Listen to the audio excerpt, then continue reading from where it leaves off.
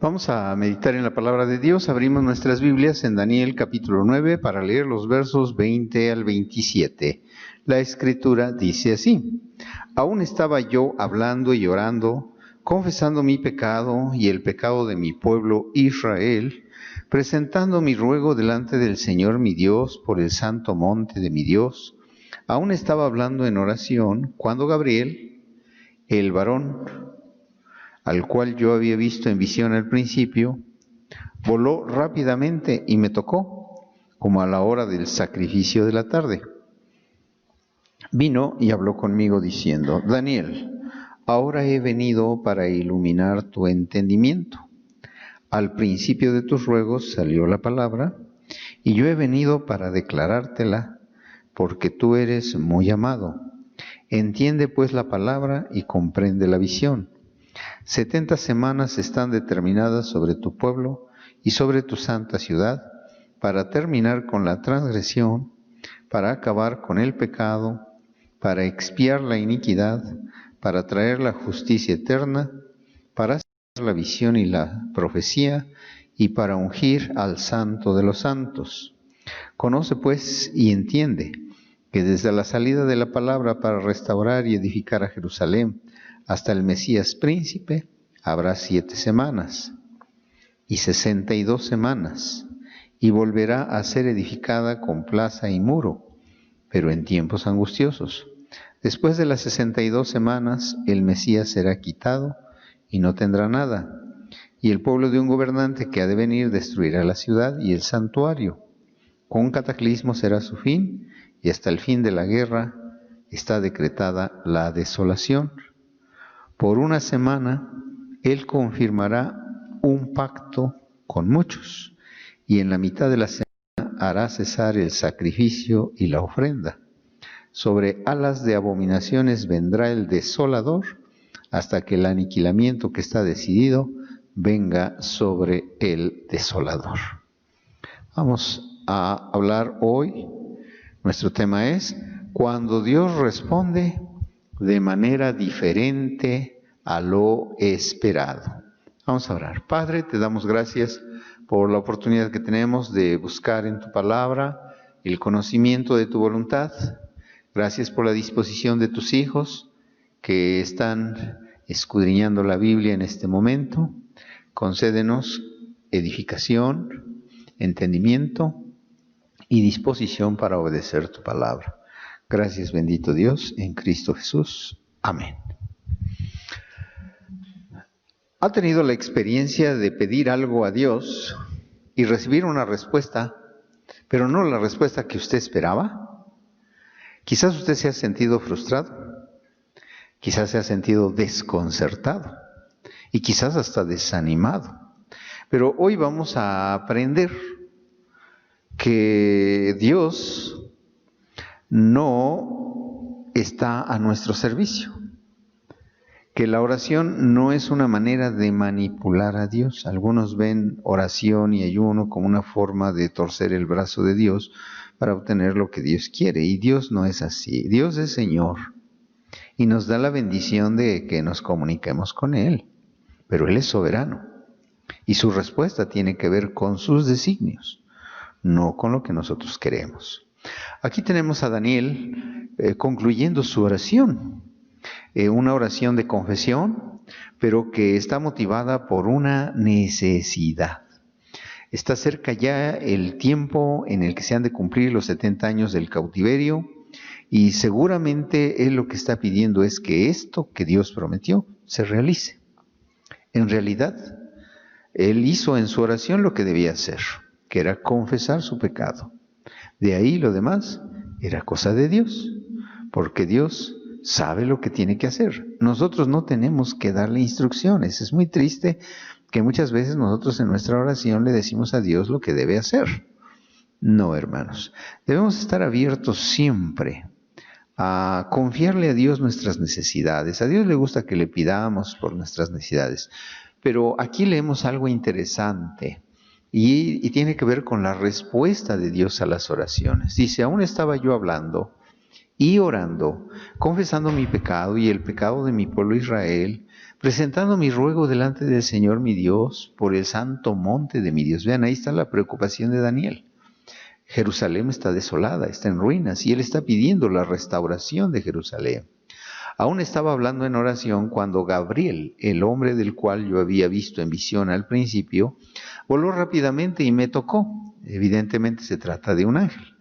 Como a la hora del sacrificio del atardecer, vino y habló conmigo diciendo: no te preocupes, todos van a regresar y Jerusalén va a ser restaurada. No. Aquí lo que tenemos es un imperativo que se repite 2 veces en el mensaje del ángel a Daniel. Y su mensaje es: Daniel, ahora he venido para iluminar tu entendimiento. Quizás Daniel dice, bueno, ¿y lo que estoy pidiendo qué? Y aquí es donde tenemos la primera enseñanza. La respuesta de Dios no tiene que ver con la solución a nuestros problemas. Es muy importante que entendamos esto. Dios es el creador, Dios es el sustentador, Dios es Señor sobre el cielo y sobre la tierra. Él no es un sirviente que está a nuestro servicio para resolver nuestros problemas. Él no está interesado en resolver nuestros problemas, sino ¿en qué? La respuesta de Dios no tiene que ver con la solución a nuestros problemas, sino con el conocimiento y entendimiento de su voluntad. Aquí dice que el ángel no vino a solucionar los problemas a Daniel, sino a iluminar su entendimiento. Y la pregunta es, ¿iluminar el entendimiento para qué? Bueno, aquí Daniel va a recibir la revelación del proyecto de Dios para su pueblo. E incluso, pues esta es una de las profecías más grandes y más importantes de toda la Biblia. Porque Dios, a través de Jeremías, anunció lo que habría de suceder con su pueblo hasta después de los 70 años del cautiverio. Dios había dicho que iban a regresar y Dios iba a cumplir su promesa. Pero ¿y después? ¿Qué habría de suceder después? En esto quizás no había pensado Daniel, pero Dios sí. Así que Dios envía al ángel para darle entendimiento para que pueda asimilar la voluntad de Dios, el proyecto de Dios para su pueblo. Dios sí quiere que sepamos qué quiere Él y que entendamos lo que Él quiere. Entonces, cada vez que nosotros pedimos, no está mal que pidamos, si estamos enfermos, que pidamos la sanidad, si tenemos problemas económicos, que pidamos la solución. Dios puede hacerlo, pero debemos ser humildes. Y antes de pedir cualquier cosa, creo que lo que debemos pedirle con humildad a Dios es decirle: Señor, enséñame, ayúdame a entender cuál es el propósito de mi problema y ayúdame a entender lo que tú quieres que yo aprenda. Y estar dispuestos a hacer la voluntad de Dios. Bien, segundo lugar, en los versos 23 y 24 se nos describe el mensaje del ángel. Dice: al principio de tus ruegos salió la palabra. Vean, Dios no se tarda en responder. Tan pronto hablamos con Dios hay una respuesta. Desde luego no es la respuesta que nosotros esperábamos, pero es una mejor respuesta. Dice: yo he venido para declarártela, porque tú eres muy amado. Vean la expresión tan hermosa. Daniel es un hombre amado por Dios. Y yo creo que eso es lo más maravilloso, estar conscientes del amor de Dios. Eso significa que no tienes que estarte preocupando por los problemas, porque Dios los va a usar para bien. Dios los va a usar para que su propósito en nosotros se cumpla. Pero ahora el ángel va a revelarle a Daniel una de las profecías más importantes de la Biblia. Pero déjenme decirles que la mala interpretación de esta profecía ha llenado de errores el conocimiento bíblico de las iglesias evangélicas en nuestros días. Nos dejamos llevar por fantasías de intérpretes mal informados que distorsionan la palabra. Y por eso es muy importante que usted siga con mucha atención la misma explicación que el libro de Daniel le da a esta profecía. No es mi explicación. Debemos dejar que la palabra explique a la palabra, ¿sí? Y entonces vamos a ver. Le dice, 70 semanas están determinadas sobre tu pueblo. Vean, a Daniel le preocupaba su pueblo. Y Dios le dice, 70 semanas están determinadas sobre tu pueblo. Le está hablando de un tiempo definido, que tiene que ver con Israel, pero que apunta ¿a qué? Aquí dice, sobre tu santa ciudad, para terminar con la transgresión, para acabar con el pecado, para expiar la iniquidad, para traer la justicia eterna, para sellar la visión y la profecía, y para ungir al santo de los santos. Entonces, aquí se mencionan 6 cosas que tuvieron que ver con la misión del Mesías, con lo que hizo Cristo cuando Él vino al mundo. Sí es bien importante entender estas 6 cosas. Número 1, terminar la prevaricación. Muchos intérpretes explican que esta profecía tiene que ver con los tiempos de Antíoco Epífanes, un seleucida que profanó el templo de Jerusalén y que provocó la guerra de los macabeos. Pues no, esta profecía no coincide en nada con esos acontecimientos. ¿Y por qué estos intérpretes están interesados en fijar el cumplimiento de esta profecía en esa época? Porque a ellos les parece extraordinaria, ¿sí? Sobrenatural. Entonces prefieren pensar que Daniel escribió historia y no profecía. No aceptan el hecho de que esta es una profecía que va más allá de la época de Antíoco, porque aquí habla de terminar la prevaricación, algo que no sucedió en la época de Antíoco. El triunfo de la guerra de los macabeos no significó ponerle fin a la prevaricación. Que cuando entendemos esta palabra, es la palabra que Dios usa en el Antiguo Testamento para calificar la transgresión a la ley de Dios. Entonces, tanto el pueblo judío, el pueblo hebreo, como el mundo, hemos prevaricado, hemos quebrantado la ley de Dios. Entonces, Cristo vino a terminar la prevaricación. ¿Cómo lo hizo? Pues Él cuando vino a cumplir la justicia. Él dijo, yo no vine a abrogar la ley ni los profetas, vine a cumplirla. Él se hizo súbdito a la ley. Venido el cumplimiento del tiempo, Dios envió a su Hijo, nacido de mujer, hecho súbdito a la ley. Y en Hebreos nos dice que aunque era hijo, aprendió obediencia. Y habiendo sido perfeccionado, fue constituido sumo sacerdote. Entonces, el Hijo de Dios vino a esto, a terminar la prevaricación.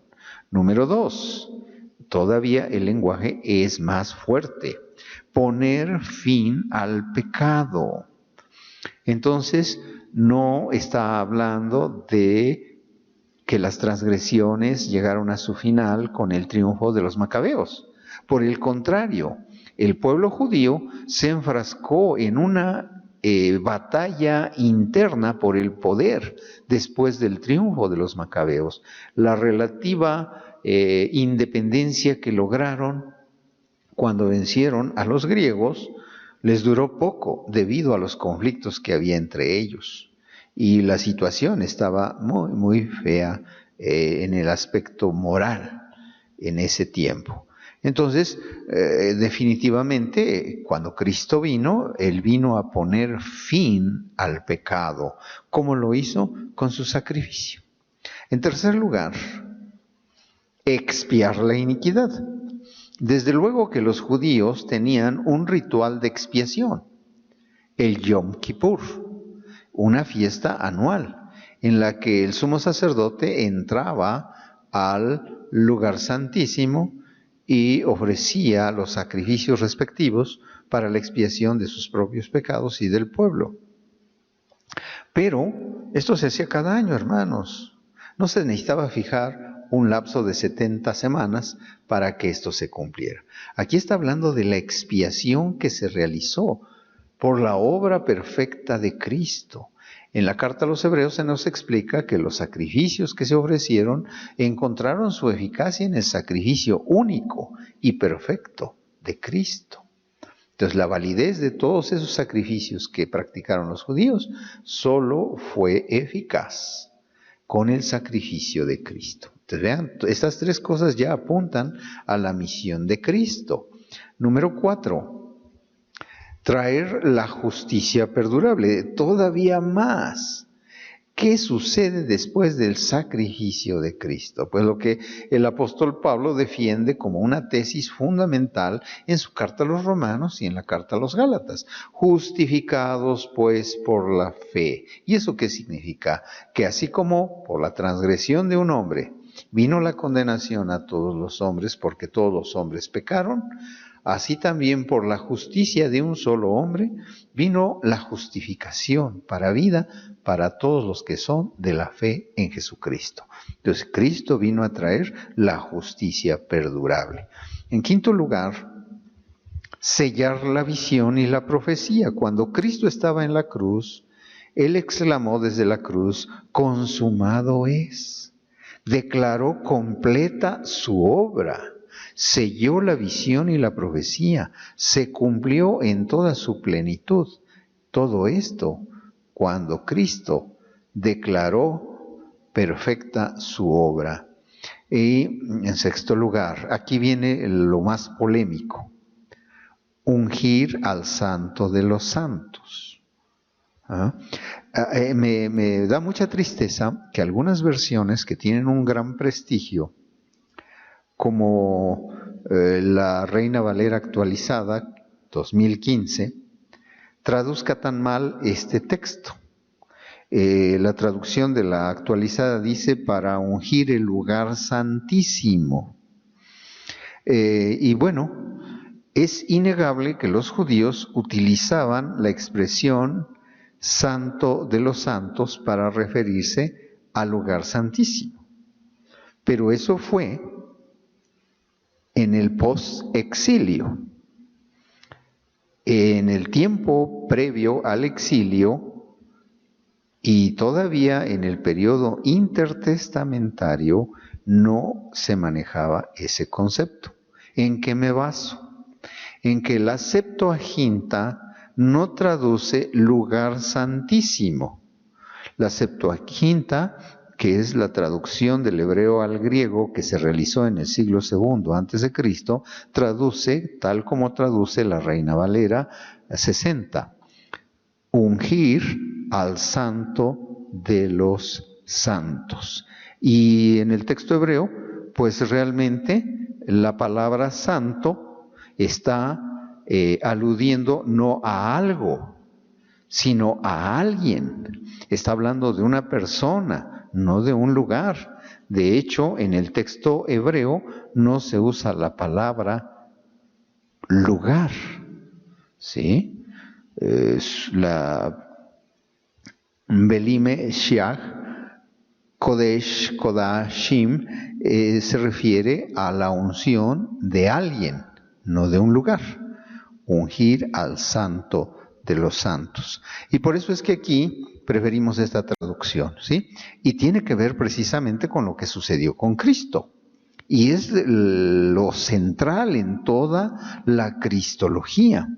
Cuando Jesús se presentó en la sinagoga de Nazaret, él leyó al profeta Isaías y leyó ese pasaje tan específico que habla de la unción del Mesías, cuando dice, el Espíritu del Señor está sobre mí, me ha ungido el Señor para abrir los ojos de los ciegos, para traer las buenas nuevas a los pobres, etc. Y cuando Jesús terminó de leer, entregó el rollo al ministro, se sentó en la cátedra, en la silla de la enseñanza, y ahí les dijo un sermón muy breve.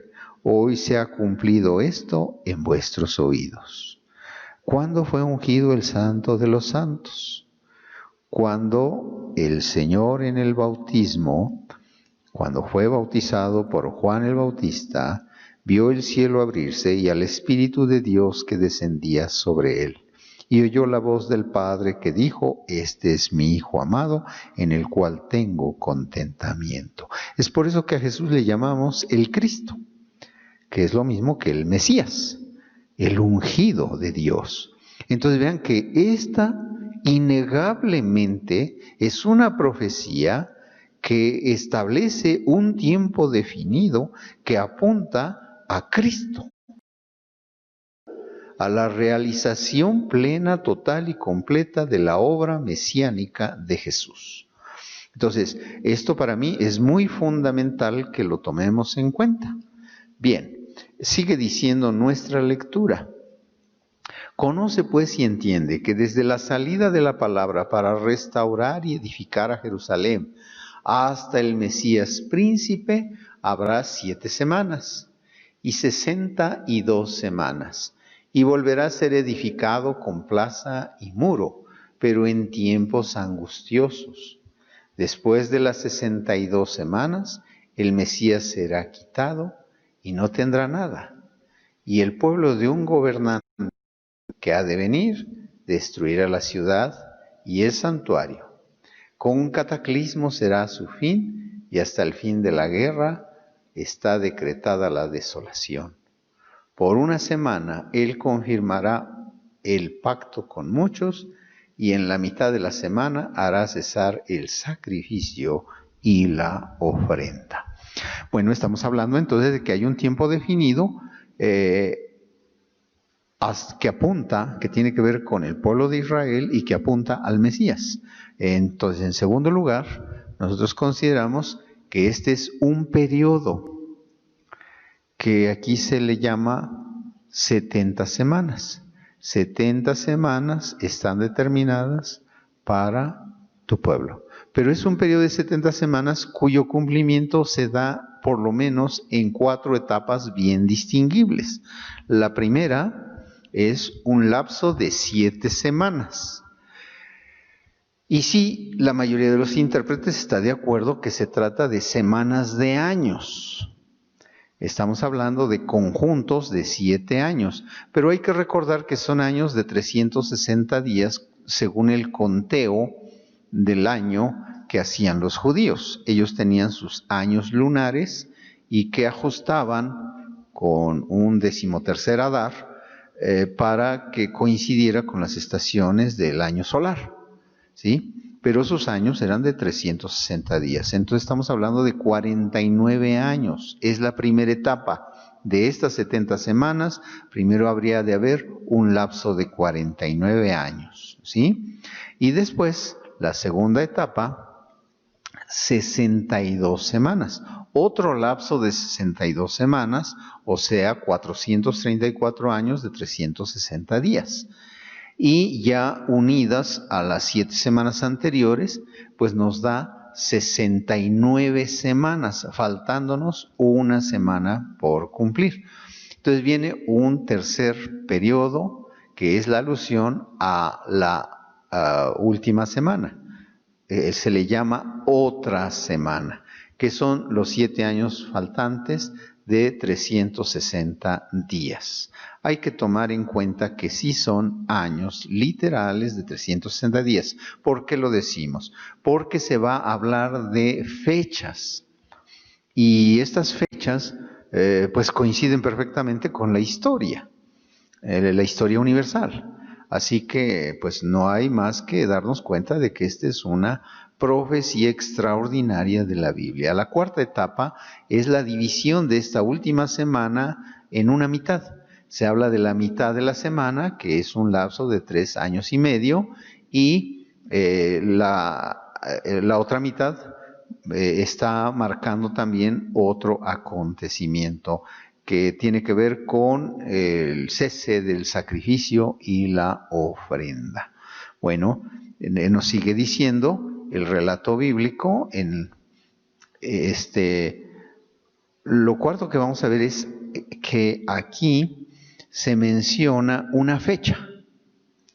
Dice que desde la salida de la palabra para restaurar y edificar Jerusalén hasta el Mesías príncipe. Entonces se mencionan una serie de acontecimientos históricos, ¿sí? Un periodo que involucra acontecimientos históricos específicos. ¿Cuáles son estos acontecimientos históricos específicos? El primero de ellos, se está señalando la fecha de la orden para reconstruir Jerusalén, específicamente el muro. Y esto corresponde al decreto del rey persa Artajerjes, que autorizó a Nehemías a reconstruir el muro en el 444. Entonces aquí dice, la orden para restaurar a Jerusalén como el punto de partida del periodo. Si hay un lapso de tiempo que va a culminar con el Mesías, ¿a partir de cuándo se cuenta ese tiempo? Pues aquí nos dice que a partir de la orden para restaurar a Jerusalén, especialmente la reconstrucción de su muro. Hay 4 decretos importantes de parte de los reyes persas que tienen que ver con el exilio, con el posexilio, ¿sí? Primero es el decreto de Ciro para que los judíos regresen a Jerusalén, pero no se trata de ese decreto. Después vienen decretos de Darío que tienen que ver con la construcción del templo, pero no con el muro. Ahí tenemos 2. Y después tenemos otro más y llegamos hasta el 4, que es el decreto de Artajerjes en la época de Nehemías, que lleva como misión específica reconstruir el muro. Si ustedes leen en Nehemías, ahí está fechada el momento en el que Nehemías recibe la autorización para ir y reconstruir el muro de Jerusalén, y a la luz de la historia universal, esto sucedió en el año 444 antes de Cristo. Pero hay otro acontecimiento histórico específico, y es el tiempo que históricamente hay desde dicha fecha hasta la muerte de Jesús el Cristo. Entonces, ponemos la siguiente, está hablando de el Mesías, y está hablando concretamente de su muerte, ¿sí? Y entonces nos dice que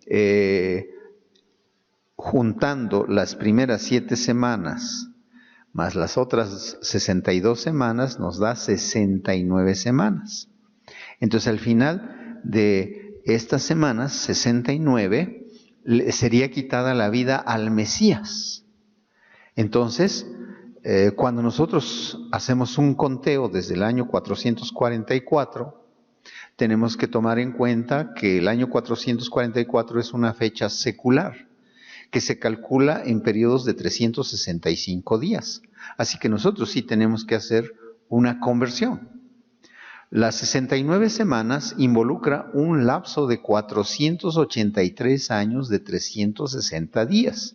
Esto nos da 173.880 días. Cuando dividimos esto en lapsos de 365 días, nos da un lapso de 476 años de 365 días, según la cronología secular, la cronología actual. Y cuando le restamos a 476 el año 444, está entre el año 32 y el año 33 después de Cristo. Según los evangelios, Jesús cuando inició su ministerio tenía aproximadamente 30 años de edad. Y si tomamos en cuenta que su ministerio terrenal duró entre 3 y 3 años y medio, entonces quiere decir que Jesús fue crucificado en el año 33 después de Cristo. Aunque los eruditos no se ponen de acuerdo en la fecha exacta, lo cierto es que, de acuerdo a esta profecía, la muerte de Jesús, incluso la muerte de Jesús, ya tenía un tiempo definido para que sucediera.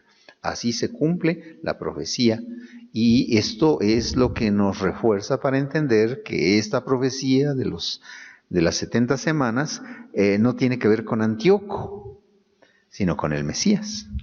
Bien, En tercer lugar, el tercer acontecimiento histórico es la destrucción total de Jerusalén y del templo en el año 70. Es cierto que Antíoco profanó el templo, es cierto que arruinó muchas de las construcciones de Jerusalén cuando profanó el templo, pero no hubo una destrucción de la ciudad total, ni tampoco una dispersión del pueblo judío, lo cual debía suceder según la revelación que se le dio a Daniel. Lo que sí sucedió fue en el año 70 después de Cristo, la destrucción total de Jerusalén y la ruina del templo hasta nuestros días.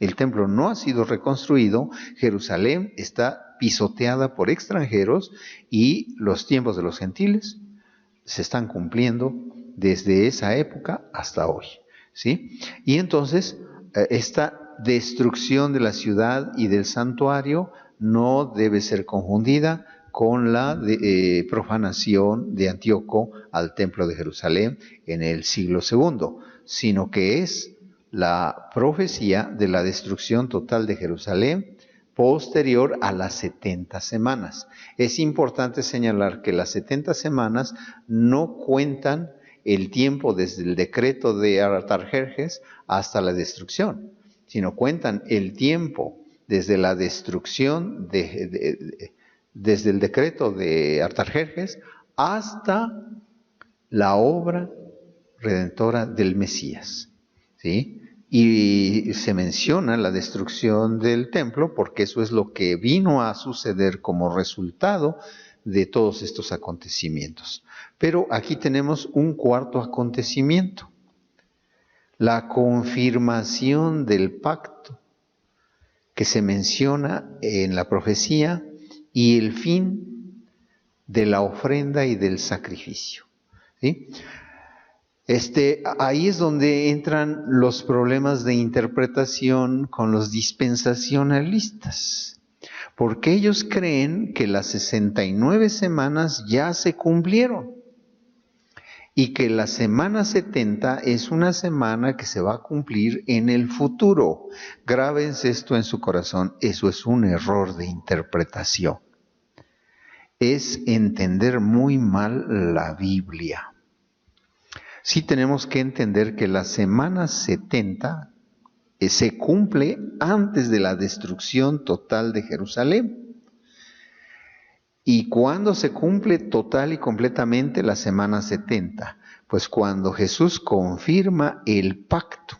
Recuerden que cuando Jesús celebró su última cena, antes de morir, antes de ser entregado a la crucifixión, Él dijo, esta copa es el nuevo pacto en mi sangre. Él instituyó el pacto, pero ha confirmado ese pacto que Jesús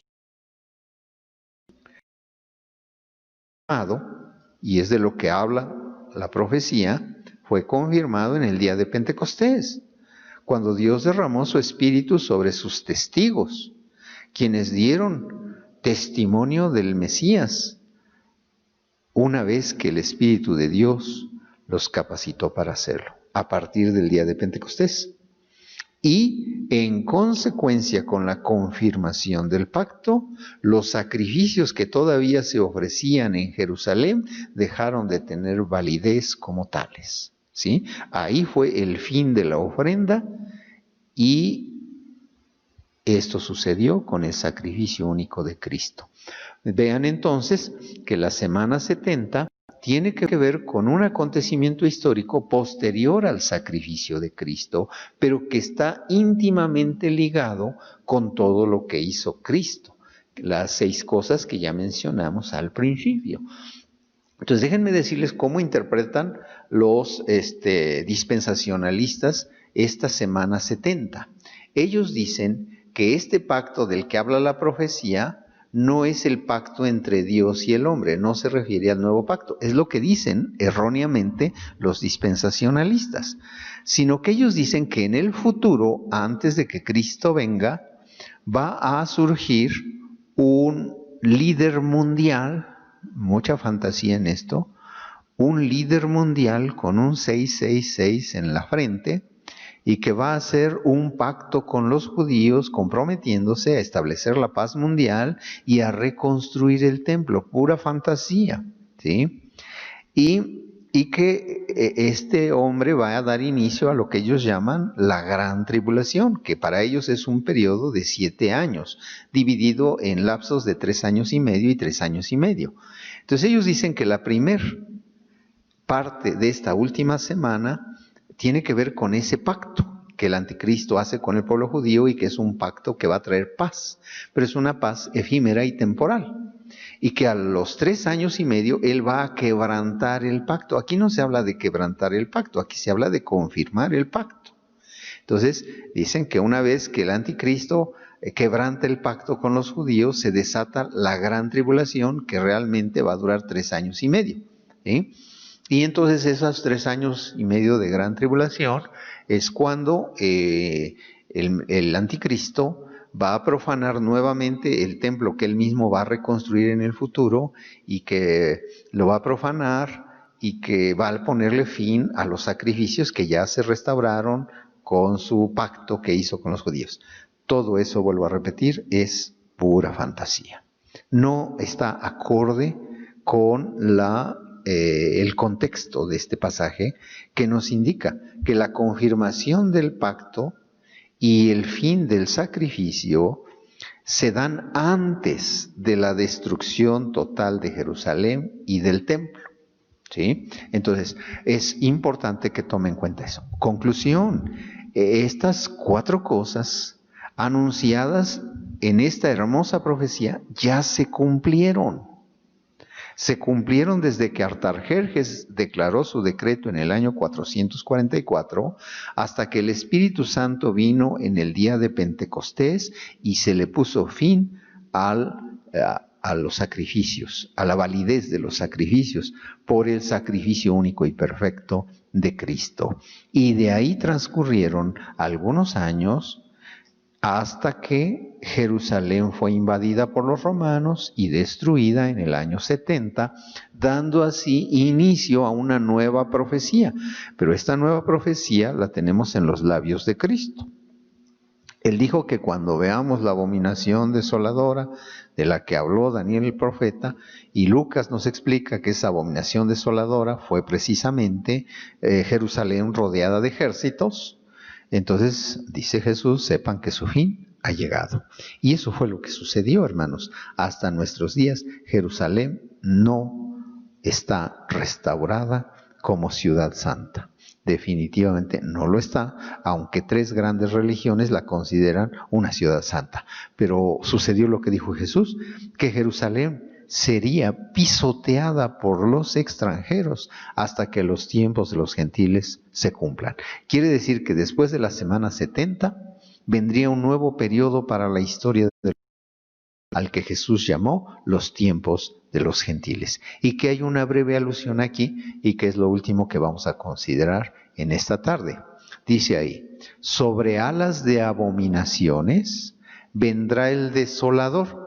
Vean, después de la semana 70, sobre alas de abominación vendrá el desolador. Ya Daniel había sido informado de que un príncipe de un pueblo invadiría la ciudad santa y la destruiría. Bueno, pues aquí se retoma el tema explicando que después de la semana 70, sobre alas de abominación vendrá el desolador. Recuerden, Jesús dice, cuando vean la abominación desoladora, este es a lo que Jesús se refirió, los que están en Jerusalén huyan a las montañas, etc. Bueno, aquí dice, hasta que el aniquilamiento que está decidido venga sobre el desolador. El desolador no es otra cosa más que el poder del Imperio Romano. Y todos los enemigos del pueblo judío que lo han desolado, que han traído abominación sobre el pueblo judío, que han traído gran tribulación como nunca la ha habido ni la habrá sobre el pueblo judío, ese asolador, ese desolador que se menciona aquí, está decidido que será aniquilado. Así que esta última alusión nos habla de un periodo que comienza con la destrucción de Jerusalén, ya dijimos, y culmina con el aniquilamiento del destructor por parte de Dios.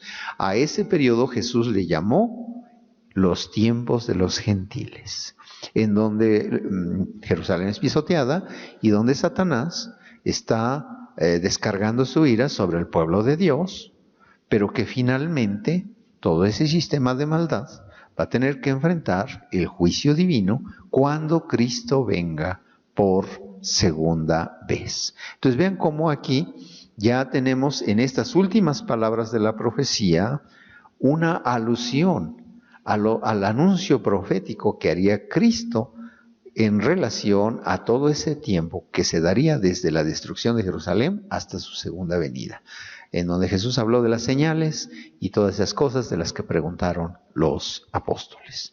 Bueno, Daniel entonces fue informado de algo que quizás él ni se imaginaba, ni pedía. Entonces, hermanos, ¿cuál es la conclusión y la aplicación para nosotros? Cada vez que oramos, Dios utiliza nuestra aflicción, porque Daniel era sincero y estaba realmente afligido y quería una solución a su manera a la cosa que le afligía. Pero Dios utilizó esa aflicción para que Daniel pudiera incursionar en el conocimiento del proyecto de Dios y entenderlo. Y esto trajo consuelo a su corazón. Entonces, hermanos, lo que más nos debe preocupar cuando enfrentamos crisis y problemas es conocer y entender la voluntad de Dios. Oremos dando gracias. Padre, te damos muchas gracias por tu santísima palabra y por la oportunidad que tenemos de escudriñarla. Permite que en todos nosotros pueda haber entendimiento para la asimilación de la verdad. En tus manos ponemos a tu iglesia y te damos gracias por aquellos que aman el estudio de tu palabra, que aman la verdad y que están dispuestos a conocerla. Te damos gracias por todo en Cristo Jesús. Amén. Sean todos bienvenidos a este culto de adoración y les invitamos a continuar buscando de Cristo, poniendo la fe en el Hijo de Dios.